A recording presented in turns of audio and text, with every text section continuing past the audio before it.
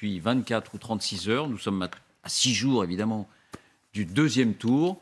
On va démêler le vrai du faux sur la façon dont ces élections législatives sont enclenchées, sur la nouvelle donne qu'elles sont en train de dessiner. Voici les indispensables avec Fanny Veil. Bonsoir Fanny. Bonsoir David, bonsoir à tous. 5 ou 6 affirmations, vous nous dites si c'est vrai ou si c'est faux. Jean-Luc Mélenchon, alors ça c'est le point le plus discuté depuis hier. Jean-Luc Mélenchon a gagné son pari. C'est vrai ou c'est faux ? Eh bien, ça dépend, David, de ce que vous appelez son pari. Mais de fait, si on est honnête, c'est vrai, oui, il est en train de gagner son pari. Disons-le tout de suite, Jean-Luc Mélenchon a très peu de chances de devenir Premier ministre, d'autant que la gauche n'a quasiment aucune réserve de voix, contrairement à la majorité présidentielle. Les projections lui donnent entre 175 et 205 sièges, ce qui serait déjà énorme pour lui, mais qui reste très loin de la majorité absolue. Disons-le aussi, la gauche n'a en réalité pas progressé depuis 2017. Au premier tour des législatives, les partis qui forment aujourd'hui la NUP avaient récolté au total 25,5% des suffrages exprimés. C'est quasiment le même score qu'aujourd'hui, 25,7%. Et c'est moins, j'ajoute, que le score des candidats au premier tour de l'élection présidentielle de cette année. Réunis, on était à 30,6%. Et pourtant, oui, on peut le dire, Jean-Luc Mélenchon est en train de réussir son pari. D'abord parce qu'avec cette union à gauche, il fait jeu égal en voix avec Emmanuel Macron. Voici les résultats officiels, contestés d'ailleurs par la NUP. 25,8% pour Ensemble, la coalition d'Emmanuel Macron. 25,7% pour la NUP. Ensuite, parce que la NUP disputera le second tour dans 384 circonscriptions sur 577, dont les 3/4 face à Ensemble, selon le décompte officiel du ministère de l'Intérieur. Par ailleurs, notons que sur les 5 candidats élus dès le premier tour, 4 appartiennent à la NUP. Les voici d'ailleurs cet après-midi à l'Assemblée nationale. Au milieu de l'image, Mathilde Panot, qui, elle, n'a pas été élue au premier tour. Deuxième affirmation, Fanny, et là on a beaucoup entendu cette phrase, Emmanuel Macron a fait le plus mauvais résultat d'un président élu ou réélu sous la Ve République avec des législatives dans la foulée. C'est vrai ou c'est faux ? Eh bien, c'est vrai. Non seulement c'est sa majorité présidentielle qui réalise le score le plus bas après élection ou réélection du président, 25,8% donc, mais en plus, Emmanuel Macron est le seul président élu ou réélu sous la Ve à perdre des points entre le premier tour de l'élection présidentielle et le premier tour de des élections législatives, quand, vous l'avez dit, elles ont lieu dans la foulée. Il est passé, vous le voyez, de 27,9% au premier tour de la présidentielle à 25,8%, 2 points de moins. Traditionnellement, un président fraîchement élu ou réélu bénéficie d'un effet de souffle. On se souvient de l'énorme vague rose en 1981 pour François Mitterrand, un peu moindre en 2012 pour François Hollande, de la vague bleue cette fois pour Jacques Chirac en 2002, pour Nicolas Sarkozy en 2007, même Mitterrand, réélu en 1988, qui n'avait pas eu de majorité absolue aux législatives, avait obtenu 34,1% des voix au premier tour de la présidentielle. Et dans la foulée, la liste de gauche aux législatives avait fait 38% des voix. Plus 4 points, et vous avez rappelé tout à l'heure, pour Emmanuel Macron, c'est moins 2 points. Troisième affirmation, c'est Marine Le Pen qui le dit, le Rassemblement national est en forte progression. Écoutons Marine Le Pen. Nous avons donc 200 second tours. Nous sommes là, nous sommes bien là, nous sommes en dynamique forte depuis 2017. Nous sommes les seuls à être en réalité en forte dynamique depuis 2017. Bon, Marine Le Pen ne semble pas jouer les premiers rôles dans ces élections législatives. Alors c'est vrai ou c'est faux cette forte progression ? Eh bien, c'est vrai. On parle peu du Rassemblement national dans cette campagne et depuis ses résultats, parce que vous venez de le dire, il ne jouera pas les premiers rôles. Mais de fait, le Rassemblement national a obtenu 18,7% des voix exprimées contre 13,2% au premier tour des dernières législatives. C'était 5 points de moins à l'époque. Le RN pourrait donc remporter entre 15 et 30 sièges à l'Assemblée nationale, contre 6 aujourd'hui, et donc former un groupe parlementaire. Un mot d'Éric Zemmour. Après son échec, quatrième affirmation, Éric Zemmour devrait arrêter la politique. C'est vrai qu'on a entendu ça de façon récurrente depuis hier soir. C'est vrai ou c'est faux ? Eh bien, c'est a priori faux.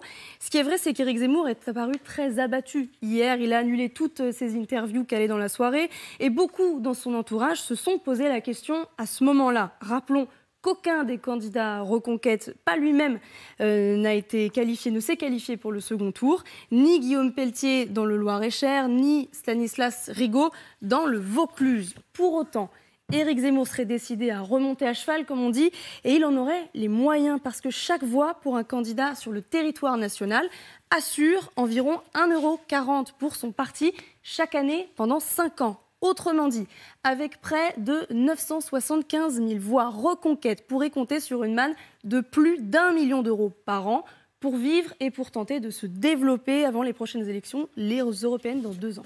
5e affirmation, les Républicains, qui jouent un rôle modeste aussi dans ces élections, ont un motif de se réjouir. Ils ont toutes les chances, dit-on, de devenir faiseurs de rois. C'est vrai ou c'est faux? Eh bien, c'est vrai, malgré leur défaite, 10,4% des voix exprimées et une 4e position, à l'image des échecs de Julien Aubert ou Guillaume Larrivé, battus dès le premier tour. Les Républicains devraient obtenir, avec l'UDI, entre 50 et 80 sièges à l'Assemblée.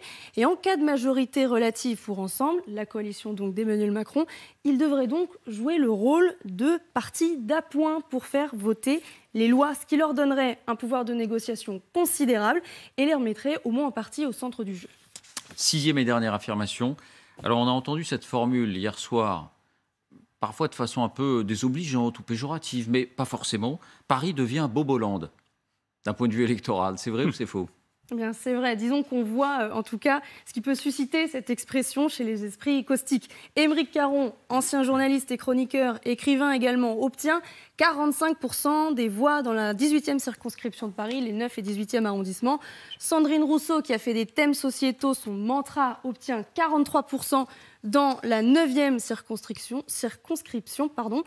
Notons que l'écologiste Julien Bayou récolte, lui, 49% des voix dans la 5e circonscription de Paris. On est au centre de la capitale. Alors, faut-il les classer parmi les bobos? Chacun en jugera. Globalement, en tout cas, ce qu'on peut dire, c'est que Paris semble plus à gauche que jamais. 3 des candidates en l'occurrence, NUP, élus dès le premier tour, le sont à Paris. Daniel Obono, 57,1% des voix. Sophia Chikirou, 53,7%. Sarah Legrain, 56,5%. La NUP est en tête dans 12 circonscriptions sur les 18 de Paris, mettant même parfois en difficulté les membres du gouvernement. Clément Beaune, délégué aux affaires européennes, est en ballottage défavorable dans la 7e circonscription de Paris. Et Stanislas Guerini, ministre de la Transition et de la Fonction publique, dans la 3e circonscription. Merci Fanny. C'est vrai que Paris prend ses distances avec Emmanuel Macron. Paris tourne le dos de plus en plus à Emmanuel Macron. Jérôme, je me tourne vers vous. D'abord, il y a eu beaucoup de choses, mais on va se concentrer sur les 2 points essentiels. Jean-Luc Mélenchon, Emmanuel Macron, parce que ça ressemble à un face-à-face, ce 2e tour. Jean-Luc Mélenchon, d'abord, je vous pose une question candide, mais tout le monde me l'a posée encore aujourd'hui. Et Jean-Luc Mélenchon a-t-il encore une chance de devenir Premier ministre, comme il l'affirme, ou c'est un pur slogan? Très faible, objectivement. C'est-à-dire atteindre le niveau de majorité absolue pour la NUPES paraît hors de portée. Et donc l'un des problèmes d'ailleurs va être la communication de Jean-Luc Mélenchon cette semaine, et si dimanche prochain, il ne faudrait pas pour lui que si par exemple la NUPES, comme on dit, c'est assez affreux, il faut bien reconnaître, il y a eu 65 députés de gauche élus dans la Chambre de 2017, parti de gauche. C'est dire combien c'était extraordinairement faible. Au total? Oui, je compte Parti socialiste, Parti communiste, la France insoumise et même les radicaux de gauche, 65 députés élus. Il pourrait y en avoir plus de 200 dans l'Assemblée nationale élus de la NUPES. C'est donc une très grande performance à la vérité. Ça change la physionomie de l'Assemblée nationale, ça change le débat politique, ça change le rôle du Parlement. Le problème de Jean-Luc Mélenchon, il ne faudrait pas que prisonnier de son slogan Premier ministre, ce soit le grand vaincu du second tour, après qu'on se soit posé la question de savoir s'il était le vainqueur du premier. C'est ça un peu sa difficulté. Pour vous, il a gagné son pari, vous êtes d'accord? Alors, il a gagné énormément politiquement, je trouve. Et donc, pari, on peut dire, mais si vous voulez, il a, d'une part, supplanté le Rassemblement national et Marine Le Pen comme principal opposant à Emmanuel Macron, et c'est durable là-dessus, c'est-à-dire qu'il s'est installé politiquement dans ce rôle-là. Il a récupéré sous sa houlette l'ensemble de la gauche. Sous sa houlette, il est le chef de l'ensemble de la gauche. Et il faut bien comprendre que les députés socialistes ou écologistes élus dans le cadre de la NUPES, ils ne pourront pas changer de bord aussi facilement que ça. Hein.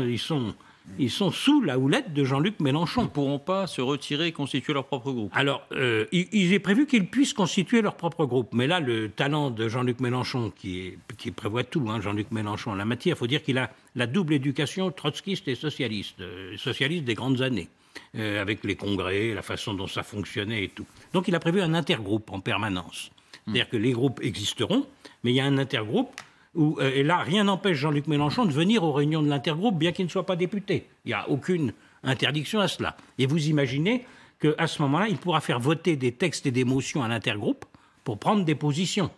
Et donc, avant que les directions socialistes ou écologistes décident de quitter ce navire-là, il se passera du temps. Donc, c'est considérable. En d'autres termes, politiquement, il s'est quand même installé un nouveau statut. Et un statut beaucoup plus important. Alors, je ne sais pas s'il aura la force physique et la santé d'être candidat en 2027, si la présidentielle prochaine a lieu en 2027, mais ça le place en position éventuellement d'être un candidat d'union dès le premier tour. Il faut bien comprendre que le génie de la NUPES a été aussi que, comptabilisant toutes les voix de gauche sur un seul candidat dans les circonscriptions, il les a propulsés vers le second tour. Fanny Veil nous disait 384 circonscriptions et 2/3 de duels là-dedans avec la NUPES au second tour. Et une situation souvent très ouverte pour le second tour. C'est ça, le score n'a pas augmenté par rapport à 2017, des composantes, mais comme il y a une unique étiquette, elle le propulse effectivement très loin au second tour. Sophie, juste avant de vous entendre, la campagne de ce second tour, elle a déjà commencé. On s'était interrogé sur Jean-Luc Mélenchon. Certains l'avaient trouvé un peu profil bas hier. Peut-être simplement qu'il était assez ému. Les instituts le donnaient tous à égalité, voire légèrement devant ensemble, la coalition d'Emmanuel Macron. En tout cas, ce matin, il a voulu affirmer qu'il y croyait toujours plus que jamais. Écoutons-le. Il suffit qu'il y ait une majorité de députés élus NUPES et je serai à Matignon. On a 12 de nos amis qui ont plus de 50% des voix, mais on a quand même 4 élus au premier tour. Est-ce que Matignon s'éloigne? Ben non, Matignon se rapproche. Quand vous gagnez des sièges, normalement vous vous rapprochez, vous éloignez pas.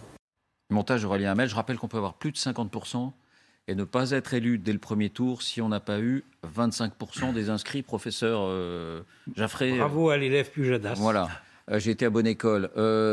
Sophie, il a gagné son pari, vous êtes d'accord?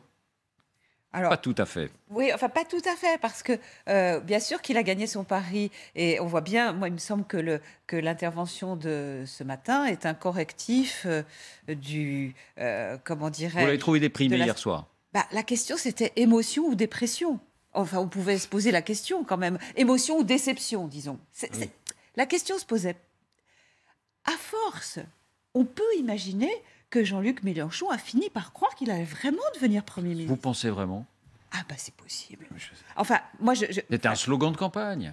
Au départ, oui. Et je précise que personne ne défend Jean-Luc Mélenchon ici, ni ne l'attaque d'ailleurs. Là, sûr. on parle simplement est-ce qu'il a réussi son coup? On essaye de décortiquer. Si on essaye de décortiquer un peu les choses, évidemment, au début, c'est une géniale idée. C'est une trouvaille absolument épatante qui prend tout le monde de court.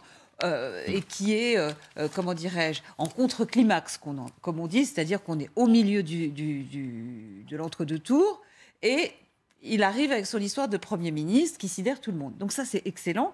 Et de ce point de vue, Jérôme Jaffray, évidemment, a 1000 fois raison.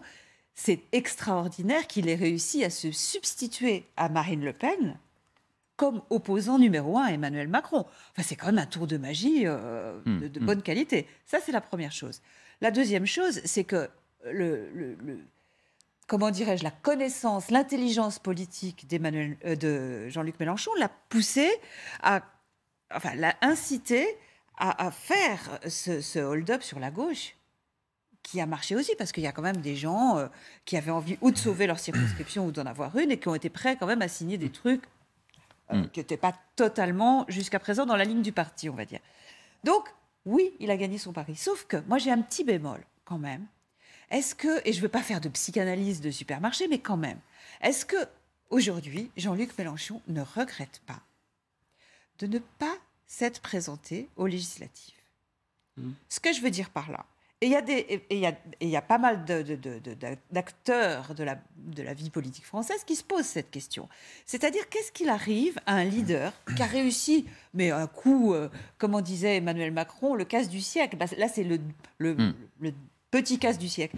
La question, c'est comment existe Jean-Luc Mélenchon pendant 5 ans? Comme disait Jérôme Jaffray, il peut en effet venir en réunion de l'intergroupe. Mais la vie parlementaire, c'est pas ça.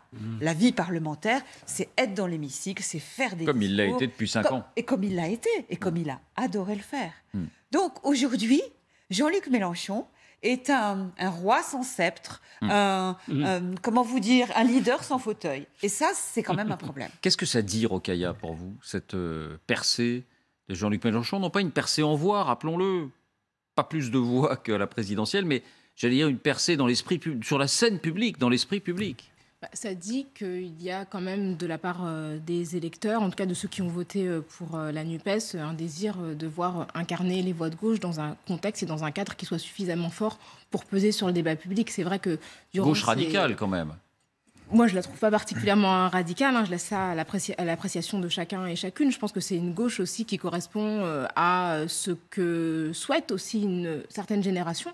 On voit même qu'au sein du Parti socialiste, il y a un conflit qui est d'ordre générationnel entre ceux qu'on appelait les éléphants à une certaine époque et ceux qui composent la nouvelle génération du Parti socialiste, qui sont, même dans leurs convictions, finalement assez sensibles à ce que défendait la France insoumise en tant que parti. Donc, je crois qu'il y a aussi des choses qui sont de cet ordre-là, qui correspondent à les attentes des lecteurs et des lectrices, peut-être qui ne voteraient pas ou qui ne se reconnaissaient pas dans cette gauche un petit peu traditionnelle. Donc je crois que ça correspond à ça. Et en même temps, ça dit malgré tout, même si le fait d'unir les partis de gauche permettra probablement d'avoir un nombre de députés plus conséquent, ça dit quand même que la gauche reste dans le spectre politique française pas si forte que ça. C'est-à-dire que malgré tout, c'est pas une entité, un bloc politique qui a un poids aussi conséquent que ce qu'on veut bien dire. Et pourtant, elle est au premier rang aujourd'hui. Et en cela, je trouve effectivement que Jean-Luc Mélenchon a réussi quelque chose de très fort parce qu'il n'est pas arrivé au deuxième tour, mais entre le deuxième tour et aujourd'hui, Marine Le Pen et son parti se sont complètement éteints.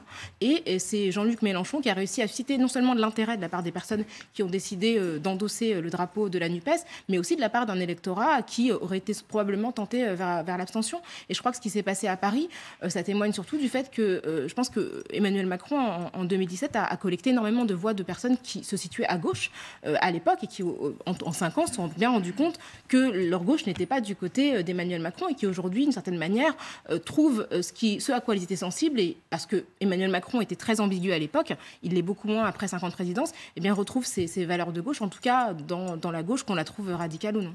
Louis, vous n'êtes pas soupçonnable d'être très mélenchoniste. Est-ce que vous dites chapeau des secrets, vous savez, inavouables, comment? Ah, qui sait Très bien caché. À la fin de ma vie, je vous dirai tout. Est-ce que vous dites chapeau l'artiste? Bien sûr. Chapeau surtout dans la capacité à avoir donné du sens à tout ça. En fait, ce qui est incroyable, c'est que l'addition des voix de toute la gauche donne un effet de masse. Et donc, hier soir, moi, c'est ça qui m'a impressionné. Toutes les analyses au début de la soirée électorale, c'était en fonction du nombre de voix. Et donc, le débat ce matin se portait, les mélenchonistes disaient mais regardez, on est à touche-touche avec Emmanuel Macron, on est peut-être même un peu devant. Mais en réalité, ce qui compte, c'est pas tant le nombre de voix, c'est important parce que ça dit quelque chose. Mais ensuite, en termes de traduction dans le pouvoir politique que vous occupez dans le cadre de cette reconfiguration, ce qui compte, c'est combien de sièges vous avez. Et donc, mécaniquement, vous regardez la différence qu'il y a en nombre de voix entre ce qu'a fait Emmanuel Macron et ce qu'ont fait la NUPES, la différence est très faible. Et pourtant, à l'Assemblée nationale, l'écart en nombre de sièges sera assez important. Ce qui va permettre à Emmanuel Macron d'avoir une majorité peut-être absolue, peut-être pas. Je sais que Jérôme Jaffray est très sceptique là-dessus. Mais pour Jean-Luc Mélenchon, voilà, il aura beaucoup moins de sièges qu'Emmanuel Macron. Mais il en aura énormément par rapport à 2017. Alors, je suis d'accord avec vous. C'est simple, la France Insoumise, il y avait 17 sièges. Et donc là, rien que les députés de la France Insoumise au sein de la NUPES, il y en aura peut-être entre 80 et 90, ce qui présage une pratique de l'Assemblée nationale extrêmement dure pour le prochain gouvernement. Enfin, ça va vraiment... ce qu'on a connu avant avec les députés Playmobil, je peux vous dire que ça va être vraiment tout à fait autre chose. En revanche, là où j'étais d'accord avec tout ce que vous disiez, Jérôme, sauf sur une chose, c'est que je pense qu'il y a une possibilité, c'est que la NUPES disparaisse, peut-être pas dimanche soir prochain, mais dans les prochaines semaines. Parce que je pense que le Parti Vous voulez socialiste... dire que chacun reprenne son autonomie. Mais moi, je pense que chacun va vouloir reprendre ses œufs, pour plusieurs raisons. La première raison, c'est le financement, la capacité à avoir son groupe, des collaborateurs et de l'argent. Ça, c'est très important. La deuxième chose, c'est que comme Emmanuel Macron ne peut pas faire un troisième quinquennat, tout le monde va se projeter très rapidement dans la prochaine présidentielle 2027. Et ça m'étonnerait que le Parti socialiste ou le Parti communiste, Fabien Roussel, se disent « Bon, ben, je me résous, tant pis, ce sera Jean-Luc Mélenchon ou peut-être un autre candidat de la NUPES qui portera ma voix. » Il faut quand même se dire que derrière, il y a un appareil militant, il y a les militants communistes, les militants socialistes, les écologistes. Eh bien, il faut quand même les nourrir, il faut leur dire quelque chose, il faut nourrir le militantisme. Et c'est pour ça que je pense que la NUPES, telle qu'elle a existé, a été un formidable outil pour se faire élire. Mais à l'avenir, je pense que... elle va disparaître assez rapidement. L'énigme, oui. Un tout petit mot sur ce que dit l'excellent Louis Dragnel. L'éclatement, tout est prévu, hein, c'est-à-dire qu'il y aura les différents groupes, le financement, ils auront déposé de financement, c'est pour ça qu'il y a au moins 50 candidats de chaque formation qui a été investie pour donner les moyens financiers. Il me semble que le moment délicat va être les européennes de 2024.